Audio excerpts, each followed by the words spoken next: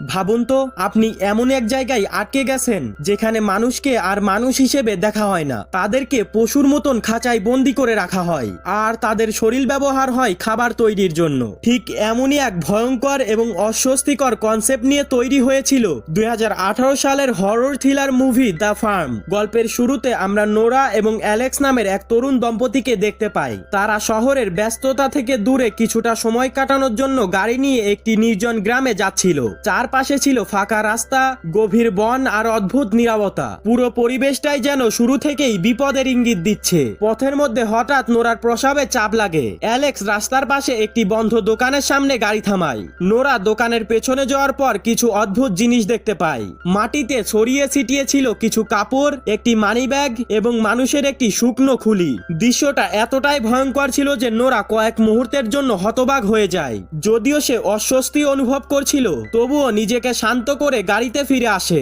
এবং বিষয়টি অ্যালেক্সকে জানায়। কিন্তু অ্যালেক্স ব্যাপারটিকে ততটা গুরুত্ব দেয় না। সে ভাবে হয়তো কোনো পুরনো দুর্ঘটনার জিনিসপত্র।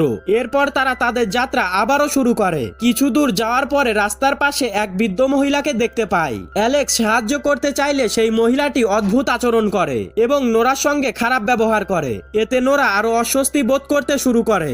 রাত বাড়তে থাকে। তারা একটি ছোট্ট রেস্টুরেন্টের সামনে খাওয়ার জন্য দাঁড়ায়। রেস্টুরেন্টের পরিবেশটা ছিল বেশ অদ্ভুত। সেখানে বসে থাকার সময় অ্যালেক্স খেয়াল করে একটু দূরেই বসে থাকে একজন লোক এক দৃষ্টিতে তাদের দিকে তাকিয়ে আছে। লোকটার চোখ এবং আচরণ এতটাই অস্বাভাবিক ছিল যে পুরো পরিবেশটা ভয়ঙ্কর হয়ে ওঠে। খাবার শেষ করে যখন তারা বের হতে যায়, তখনই সেই লোক হঠাৎ নোরার হাত ধরে ফেলে। পরিস্থিতি দ্রুত উত্তেজনাপূর্ণ হয়ে ওঠে। যদিও তারা সেখান থেকে দ্রুত বের হতে সক্ষম হয়, কিন্তু ঘটনাটি তাদের মনে ভয় তৈরি করে দেয়। বাধ্য হয়ে তারা একটি পেট্রোল পাম্পের সামনে গাড়ি থামায়। সেখানে এন্ড্রিও নামের এক কর্মচারী তাদের সঙ্গে পরিচিত হয়। এন্ড্রিও তাদের কাছেই একটি থাকার জায়গার কথা বলে। অ্যালেক্স অনেক ক্লান্ত থাকায় সেখানে রাত কাটানোর সিদ্ধান্ত নেয়, কিন্তু নোরার মন কিছুতেই শান্ত হচ্ছিল না। যখন তারা সেই জায়গায় পৌঁছায়, তখন পুরো পরিবেশটাই আরো অস্বাভাবিক মনে হয়। বাইরে অনেক গাড়ি দাঁড়িয়ে থাকলেও ভেতরে কোনো মানুষ দেখা যাচ্ছিল না। চারিদিকে ধুলো, নোংরা, প্লেট এবং ভয়ঙ্কর নীরবতা। মনে হচ্ছিল কিছু একটা ঠিক নেই। কিছুক্ষণ পর এক রহস্যময় কেয়ারটেকার এসে তাদের সামনে দাঁড়ায়। লোকটির চেহারা এবং আচরণ দুটোই অদ্ভুত। সে তাদের একটি বড় ঘরে নিয়ে যায়, যেখানে অনেকগুলো বিছানা ছিল।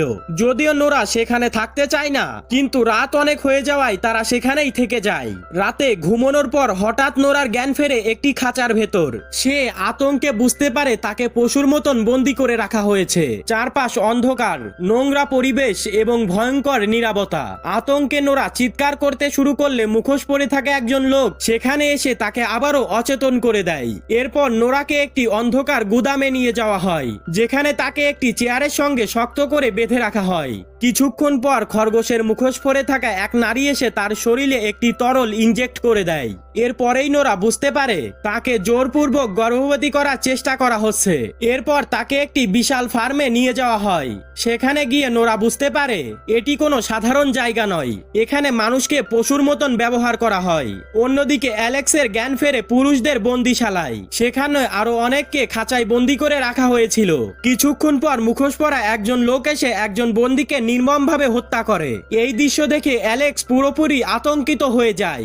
এরপর বন্দীদের একটি কাটাছেঁড়া ঘরের ভেতরে নিয়ে যাওয়া হয়, যেখানে মানুষের শরীর পশুর মাংসের মতন কেটে খাবার তৈরি করা হয়।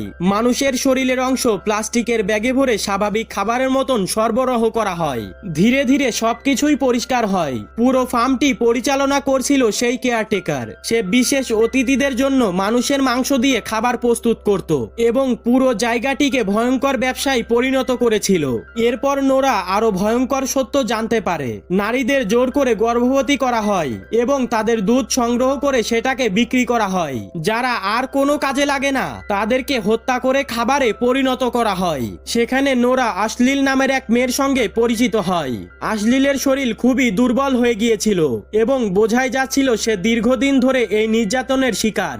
নোরা তাকে প্রতিজ্ঞা করে সে যেভাবেই হোক তাকে এখান থেকে নিয়ে পালাবে। এদিকে অ্যান্ড্রিও ধীরে ধীরে মানসিক ভারসাম্য হারিয়ে ফেলে। এই ভয়ঙ্কর পরিবেশ তাকে পাগল করে তুলেছে। পরে জানা যায় সে এক বন্দি নারীকে হত্যা করেছে। এই ঘটনায় ফার্মের মালিক প্রচন্ড ক্ষুব্ধ হয়ে ওঠে। অন্যদিকে ফার্মের লোকেরা যেসব নারী আর কোনো কাজে লাগছিল না তাদেরকে একে একে হত্যা করতে শুরু করে। নোরা নিজের চোখের সামনে এসব দেখে মানসিকভাবে ভেঙে পড়ে। ঠিক তখনই হঠাৎ অ্যালেক্স সেখানে এসে হাজির হয়।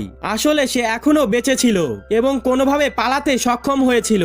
অ্যালেক্স দ্রুত নোরাকে খাঁচা থেকে খুলে তাকে নিয়ে পালানোর চেষ্টা করে। তারা ফার্ম থেকে পালিয়ে একটি ট্রাক খুঁজে পেলেও সেটি চালু হচ্ছিল না। এরপর তারা জঙ্গলের মধ্যে দিয়ে দৌড়াতে থাকে এবং একটি পুরনো গির্জার ভেতরে লুকিয়ে পড়ে। কিন্তু তাদের দুর্ভাগ্য এখনো তাদের পিছু ছাড়েনি। একটা মুখোশ পরা লোক তাদের পায়ের চিহ্ন খুঁজে পায়। ভয় পেয়ে তারা দুইজন আবারও সেখান থেকে পালাতে শুরু করে, কিন্তু তারা দৌড়ে বেশি দূরে যেতে পারে না। জঙ্গলের ভেতর দিয়ে দৌড়াতে গিয়ে অ্যালেক্সের পা একটা কাঁটার সঙ্গে আটকে যায়। ব্যথায় চিৎকার করতে করতে অ্যালেক্স মাটিতে শুয়ে পড়ে। আঘাত এতটাই গভীর ছিল যে তার জন্য দাঁড়ানো সম্ভব ছিল না, দৌড়ানো তো দূরের কথা। নোরা ভয় পেয়ে টেনে জালটাকে খোলার চেষ্টা করে, কিন্তু অ্যালেক্স বুঝতে পেরেছিল যে তার এই চেষ্টা বিফলে যাবে। দুর্ভাগ্যবশত নোরাকে অ্যালেক্সকে রেখেই সেখান থেকে চলে যেতে হয়। মুখোশ পরা লোকটা অ্যালেক্সের কাছে আসে আর রেগে গিয়ে একটা পাথর দিয়ে তার মাথায় মেরে তার প্রাণ নিয়ে নেয়। অন্যদিকে নোরা আবারও উল্টো দিক দিয়ে ফার্মে ফিরে আসে আর পুরুষদের খাঁচার ভেতরে ঢুকে পড়ে। সে এমন একটা লোকের কাছে যায় যাকে দেখে মনে হচ্ছিল তার এখনো জ্ঞান আছে। সে তাকে আস্তে করে জিজ্ঞেস করে এখান থেকে কিভাবে বের হব। সেই লোকটা তাকে বলে এখান থেকে পালানোর শুধু একটাই রাস্তা আছে, আর সেইটা হলো একটা বাসের ব্যবহার করা।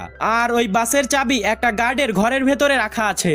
নোরা আবারও সেখান থেকে বেরিয়ে যায় এবং সেই গার্ডের বাড়ির উদ্দেশ্যে বেরিয়ে পড়ে। সে এখান থেকে একলা যেতে চাচ্ছিল না। সে মেয়েদের খাঁচার কাছে যায় আর অ্যাসলেকেও তার সঙ্গে পালিয়ে যাওয়ার কথা বলে। তারা দুইজন ফার্মের এক পাশে পার্ক করা একটা বাসের দিকে দৌড়ে যায়, কিন্তু সেখানে পৌঁছানোর পর নোরা একটা জিনিস বুঝতে পারে, সে বাসের চাবি নিতেই ভুলে গেছে।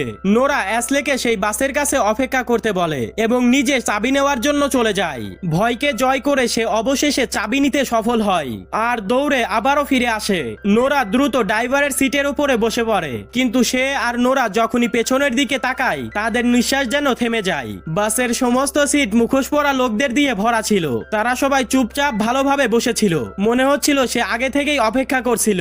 এখান থেকে পালানোর কোনো রাস্তা নেই এবং কোনো আশাও নেই। অবশেষে দেখা যায় ফার্মারগুলো একটা লম্বা টেবিলের সামনে বসে আছে, যেটা একটা ডিনার পার্টির মতন সাজানো হয়েছে। সেখানে দুইজন মহিলার শরীরকে রোস্ট করে রাখা হয়েছে। খুব ভালোভাবেই বোঝা যাচ্ছিল যে এই দুইটা শরীর নোরা এবং এসলের ছিল। আর এরই সাথে বোঝা যায় যে ওই ফার্ম থেকে আজ পর্যন্ত কেউ বেঁচে বেরোতে পারেনি। আর এই ভয়ঙ্কর দৃশ্যটা দিয়ে মুভিটা এখানেই শেষ হয়ে যায়। বন্ধুরা, ভিডিওটা ভালো লাগলে অবশ্যই লাইক করে চ্যানেলটাকে সাবস্ক্রাইব করে রাখতে পারো। দেখা হবে নতুন কোনো ভিডিওতে।